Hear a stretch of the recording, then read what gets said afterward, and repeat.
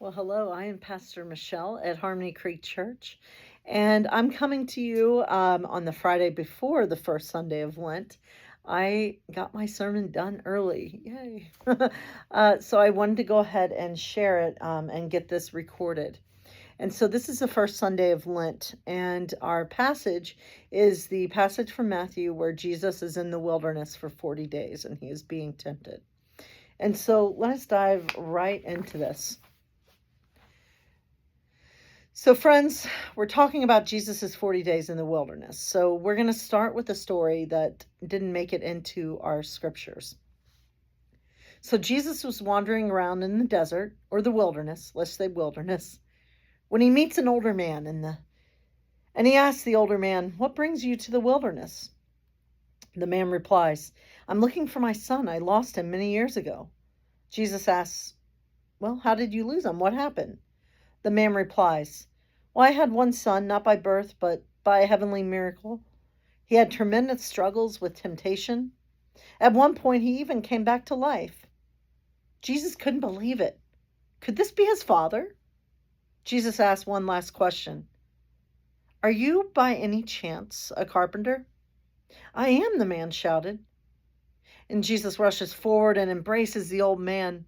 And he says, "Father, it is I. I've missed you." Jesus cries out. The old man smiled. "I've missed you too, Pinocchio." Oh, so I'm not sure that's exactly what went down in the wilderness, but who knows?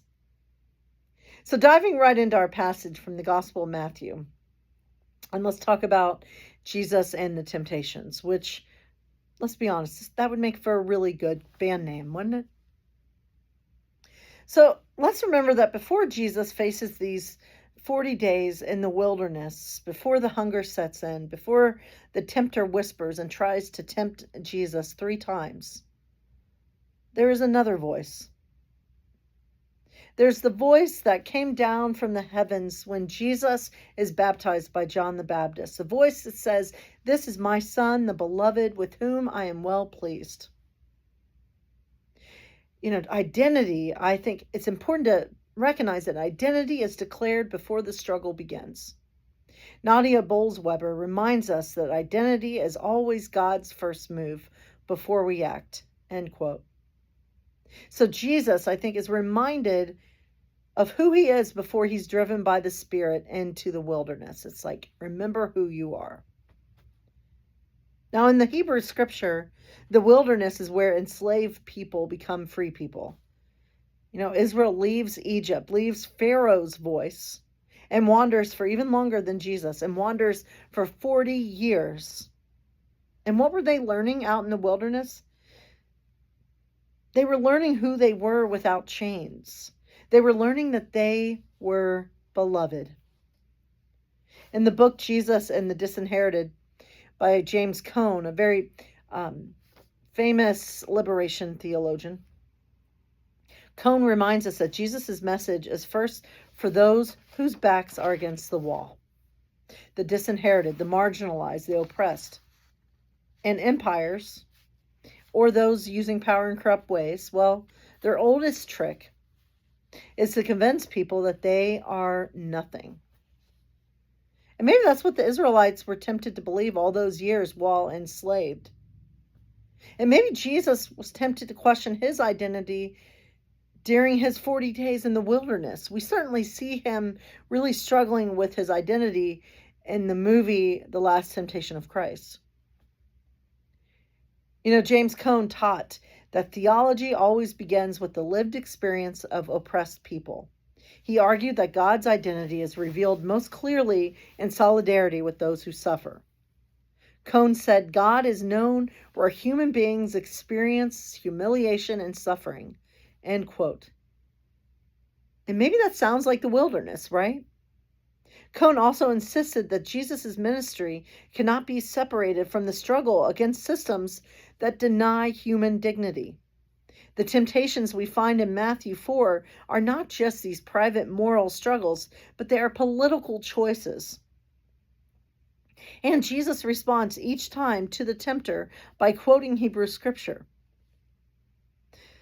And he quotes the book of Deuteronomy, This book is a book of remembrance spoken to a people who were shaped by wilderness. So when tempted for the first temptation, when tempted to turn stones into bread, Jesus quotes Deuteronomy 8:3. One does not live by bread alone, but by every word that comes from the mouth of the Lord.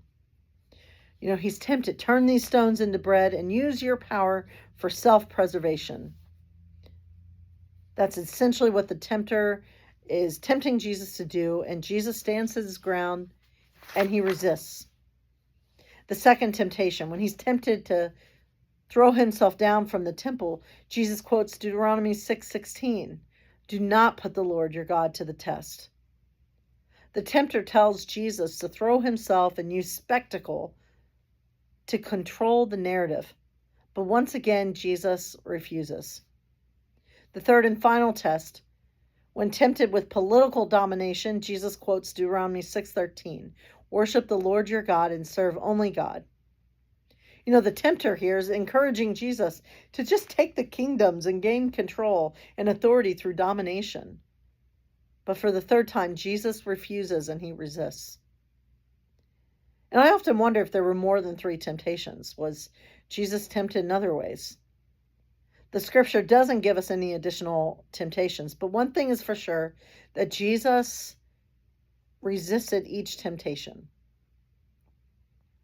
It's like each temptation offers Jesus the shortcut to influence within perhaps the terms of empire. But Jesus refuses empire's logic.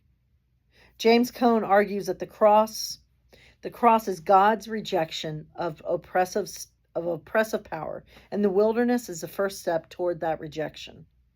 In the wilderness, Jesus decides for himself what kind of Messiah he's going to be.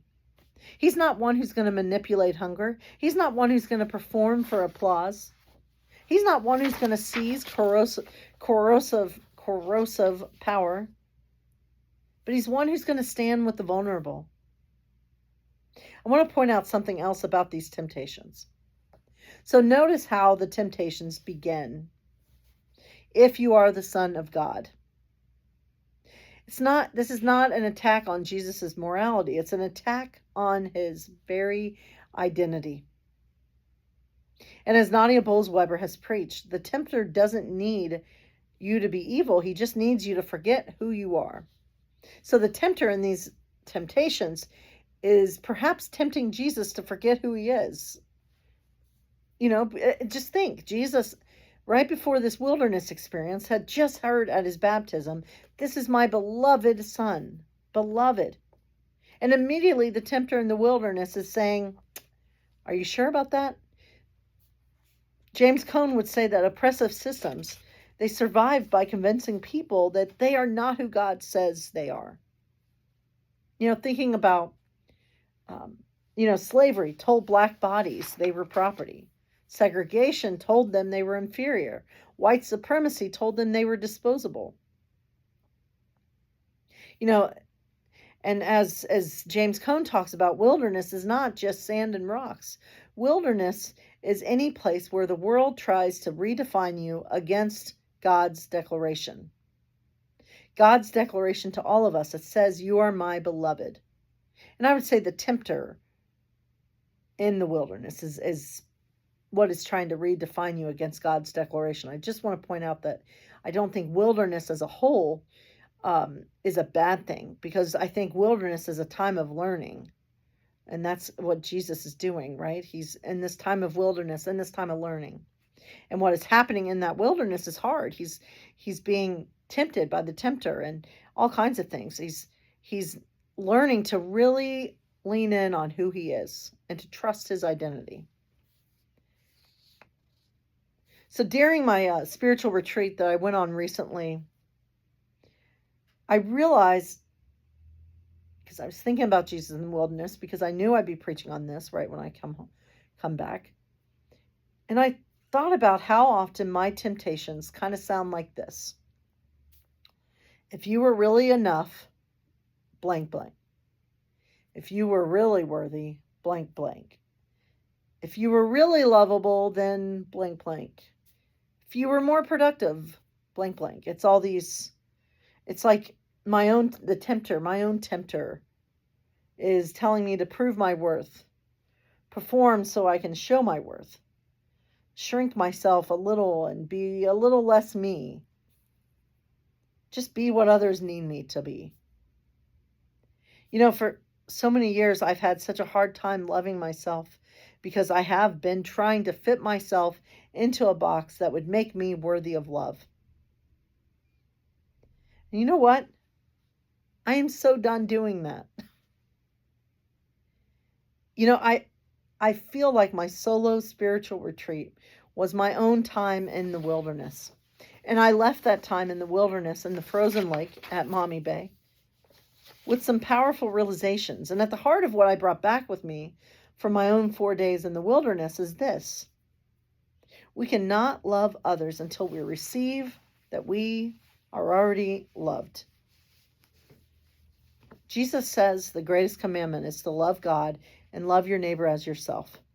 That assumes something radical, that we are worthy of love from the beginning. Cohn would say that reclaiming our belovedness is an act of resistance in a world that profits from our insecurity. I like to think that after Jesus left the wilderness, he was more in touch with his own belovedness. He was more in touch with who he was and ready to face the days ahead, however difficult they were going to be. It's like he really took on what God said from the heavens, right? This is my beloved Son in whom I am well pleased. He was able to fully lean into that and say, okay, I'm ready for whatever comes next. I like to think, it makes me think of one of my favorite Disney movies, The Lion King. And I have to say, I love this movie so much that when I was younger, my cousin and I formed a music group called Magic Lips. And we lip synced to the whole entire soundtrack. And we had dance numbers and everything. And we even thought that we'd be famous one day and perform in New York City or maybe get on America's Got Talent. Who knows? But that hasn't happened yet. But going back to the movie. In The Lion King, Simba's dad, Mufasa, is killed. And Simba is wrongfully accused of being the reason his dad dies. This is what his Uncle Scar makes him believe, even though Uncle Scar, spoiler alert, is the one who actually killed Mufasa. So Simba is sent into exile, into his own form of wilderness. He joins up with new friends, Timon and Pumbaa, and they seek to live a Hakuna Matata life, a life free from worries. Although Simba's life was not all that worry-free. While Simba is in his own wilderness, he hears the voice of his father, reminding him of his identity. His father says, from the clouds, much like what happens at Jesus' baptism, his father says, remember who you are. I was trying to do the best Mufasa voice there, but. And Simba, in that moment, he remembers that he's supposed to be the king of Pride Rocks and not his evil Uncle Scar. And Simba returns to claim not only his title, but his identity. Simba claims back his identity. When his father speaks from the skies, I always imagine, right, what it was like when God spoke from the heavens at Jesus' baptism. In a way, God was saying to Jesus as well, remember who you are. So during this Lent season and all our seasons, I invite us to imagine God speaking to us and saying, remember who you are. You are God's beloved, not because you have earned it or have believed all the right things, but you are God's beloved simply because you live.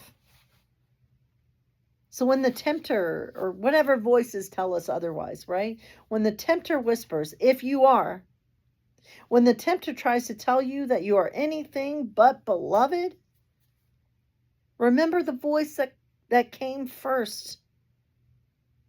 The voice that calls us and says to us that we are beloved. Beloved. And I encourage you to carry that identity proudly. I am beloved. You are beloved. We are beloved. And anyone that tells you otherwise is just plain background noise. So, my friends, God bless you. And may you always know you are God's beloved, just as you are. Claim that identity during this season of Lent. I dare you to. Much love to all of you.